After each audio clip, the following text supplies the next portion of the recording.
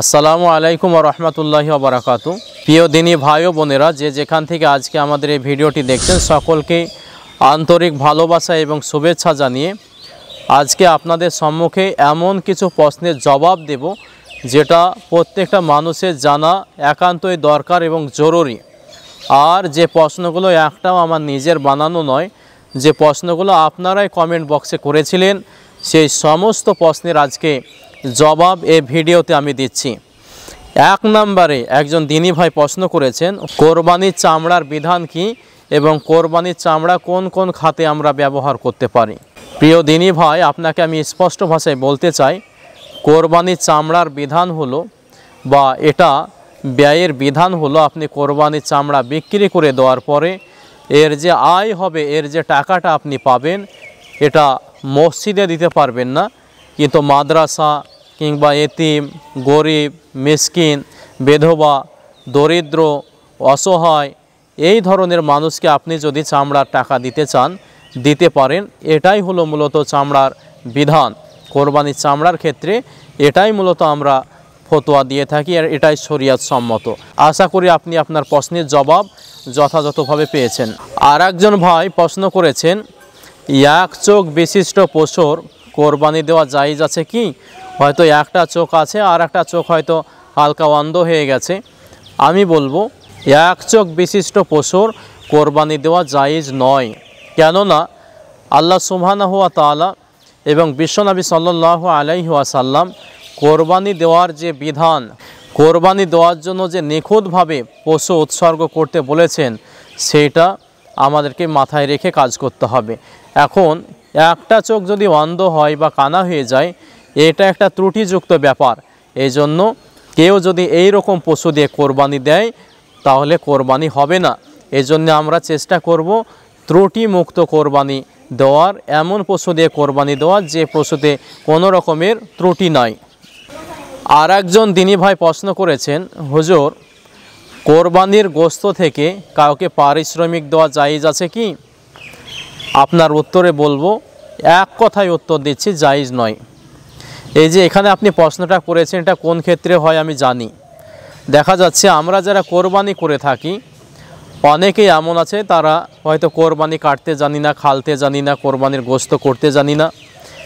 তারা কি করি, আমরা কসাই ভাড়া করে নিয়ে আসি বা পাড়ার কোনো একটা অভিজ্ঞ ব্যক্তিকে ভাড়া করে নিয়ে আসি।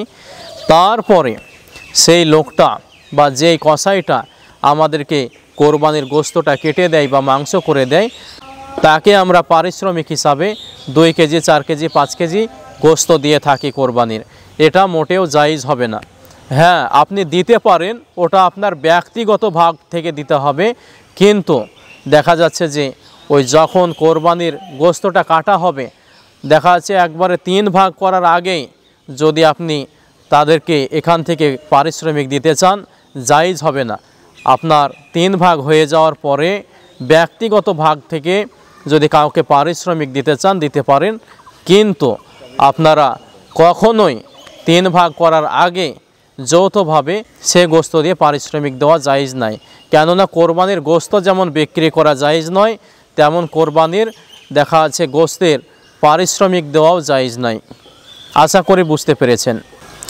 আর একজন দিনী ভাই প্রশ্ন করেছেন যে, হুজুর, কোনো ব্যক্তি যদি হরিণ দিয়ে কোরবানি করে, তাহলে হরিণের কোরবানি দেওয়া কি জায়েজ আছে? আপনার এই প্রশ্নের জবাবে বলবো, হরিণের কোরবানি দেওয়া জায়েজ নয়।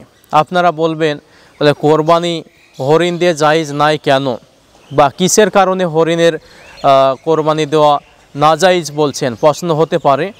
এর উত্তর হলো, হরিণ হচ্ছে একটা বন্য প্রাণী, এটা হচ্ছে গৃহপালিত প্রাণী নয়, এটা কারো বাড়িতে দেখা যাচ্ছে লালন পালন হয় না।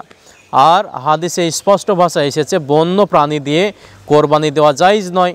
এই জন্যে যদিও হরিণের মাংস খাওয়া জায়েজ আছে, হরিণের গোশত খাওয়া জায়েজ আছে, সব ঠিক আছে, তারপরেও হরিণটা বন্য প্রাণী হওয়ার কারণে হরিণের আপনারা কোরবানি দিতে পারবেন না।